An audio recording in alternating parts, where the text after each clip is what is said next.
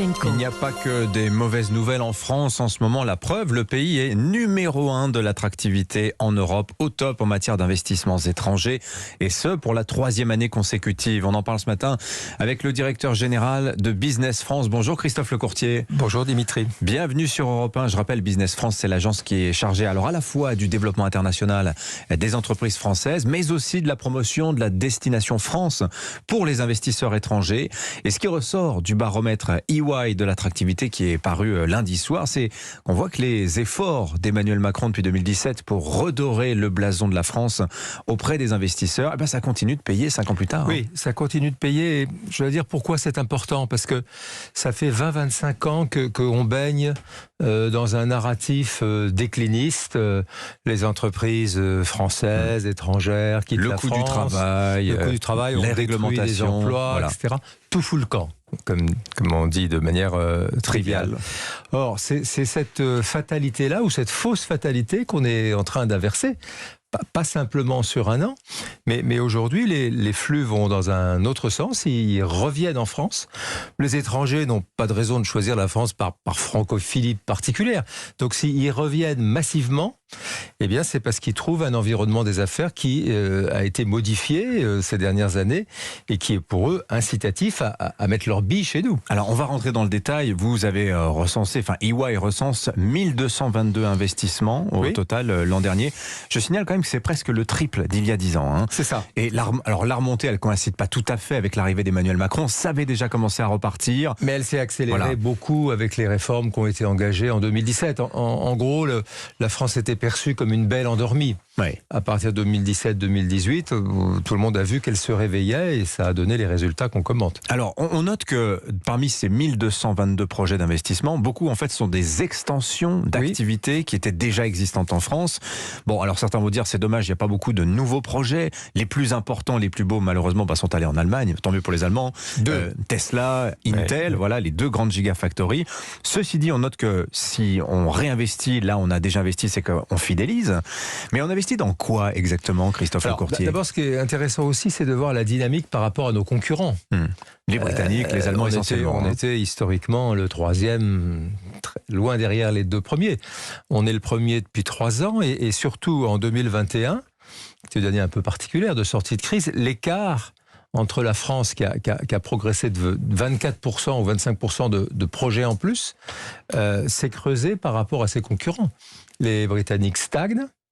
On voit bien pourquoi. Et les Allemands reculent de presque 10% de projets. Donc c'est quand même quelque chose qui doit être noté parce que on n'est plus dans un mouchoir de poche. Ensuite, pour nous, les extensions, d'abord c'est bien des nouveaux projets. Mais quel type de projet justement, Christophe Lecourtier ? Ça c'est intéressant parce qu'il n'y a pas beaucoup de projets industriels. En tout cas, on est les numéro 1 en Europe aussi pour les projets industriels. Le premier pays, ça dit beaucoup de choses, qui investit en France, c'est l'Allemagne, et principalement dans l'industrie. Avec d'ailleurs une préférence compréhensible pour les régions qui ne sont pas trop loin de ses frontières, où il y a une tradition ouvrière qui reste encore vivante, les Hauts-de-France, le Grand Est, Bourgogne-Franche-Comté, Auvergne-Rhône-Alpes. Et donc aujourd'hui, ce qui est très intéressant, c'est que on a un grand projet, vous le savez, de réindustrialisation, de relocalisation de la France. Et les investisseurs étrangers vont nous y aider. Exactement. Les investisseurs étrangers contribuent mais qu'est-ce qui attire cette dynamique. Vous signalez les investissements allemands, mais alors qu'est-ce qui attire précisément les Allemands en France, Christophe Lecourtier ? Des choses très, très simples et très basiques, parce qu'il faut, dans ces métiers-là, quand même partir de fondamentaux.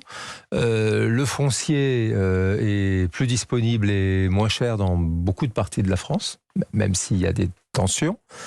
Les ressources humaines qui sont quasiment indisponible aujourd'hui en Allemagne, le reste en France, même si là aussi il y a des tensions, mais on est dans une meilleure situation. Mais c'est vrai qu'ils ont un vrai problème avec ça, c'est-à-dire que c'est un pays qui vieillit très très vite, qui cherche à faire venir 400 000 immigrés par an. Exactement, il faut les former. Il y a une pénurie de main-d'œuvre très importante et la France vient soulager les Allemands. En tout cas, on est dans une meilleure situation. Et puis enfin, il y a aussi des éléments qui pèsent très fort sur l'avenir économique de l'Allemagne. C'est toute la problématique énergétique, on en parle presque tous les jours. Et en France, grâce au nucléaire, grâce au mixte, c'est un peu moins vrai en ce moment, mais vous avez raison que sur le fond, l'énergie est jugée moins chère en France qu'ailleurs. Quand vous investissez, vous investissez pour 10 ou 20 ans. Et donc la certitude d'avoir une énergie décarbonée, disponible et plutôt moins chère qu'ailleurs est un paramètre considérable pour un investisseur. Je pourrais rajouter d'autres éléments, mais on voit bien nos atouts aujourd'hui. Alors, vous avez cité les régions de l'Est de la France, le Nord et l'Est. Mais alors, quelles sont les régions qui profitent le plus de ces investissements étrangers, Christophe Lecourtier, si on élargit à l'ensemble du territoire? Alors, ce qu'on voit, c'est que l'Île-de-France, qui était ultra dominante historiquement dans notre économie et pour les investissements étrangers, reste leader, mais que sa part relative s'est réduite. Je vois parce que c'est beaucoup des centres de recherche-développement, des ingénieurs qui sont recherchés en France. C'est assez logique. Un quartier général, un centre de R&D, on est très bon dans la R&D, notamment grâce au CIR. Mais vous citiez tout à l'heure Intel. Comme d'habitude, on parle toujours de ce qui n'a pas abouti, c'est-à-dire l'usine de fonderie. Mais il y a aussi la contrepartie, ce qui est la création par Intel de 1000 emplois de R&D en matière de semi-conducteurs en France, en région parisienne. Alors, on a eu un peu partout, c'est depuis l'apparition du baromètre, il faudrait quand même se désoler du fait que les investissements étrangers en France créent moins d'emplois que l'on ne voit au Royaume-Uni ou en Allemagne. Cela dit, on va quand même se féliciter. Ce sont 45 000 emplois que ces investissements ont apportés au pays l'année dernière. Qu'en est-il? Quelle projection vous faites, vous, chez Business France, pour les années à venir? Est-ce que cette dynamique de l'investissement étranger va se prolonger dans les années qui viennent? Je pense qu'on a un grand atout. Enfin, on en a même plusieurs. Bon, le premier niveau, ce sont les fondamentaux de la France qui sont pas...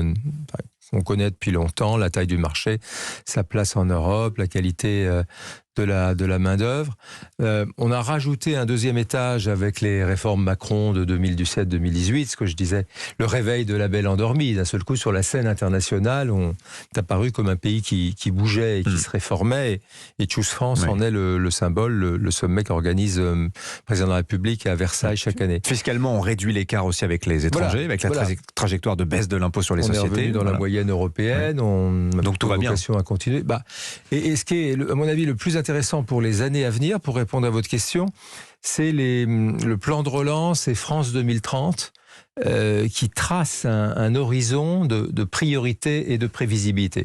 Ce dont a besoin l'investisseur, c'est pas de savoir ce qu'on va faire la semaine prochaine, si on va donner une aide aux consommateurs contre l'inflation. Ce qu'il a besoin de savoir, c'est que notre cadre fiscal, réglementaire ne va pas changer et qu'on a des priorités, c'est-à-dire des secteurs dans lesquels on va mettre le paquet, y compris avec des aides, parce qu'aujourd'hui, on a un régime d'aide d'État autorisé par la Commission qui nous permet non seulement d'avoir des priorités, mais de joindre le geste à la parole pour que ces priorités deviennent des investissements. Il faut payer maintenant pour attirer les investisseurs. Merci d'être venu, mais c'est pareil partout. Merci Christophe Lecourtier d'être venu sur Europe 1 ce matin. Je rappelle que vous êtes le directeur général de Business France. Excellente journée à vous. Il est 6h50.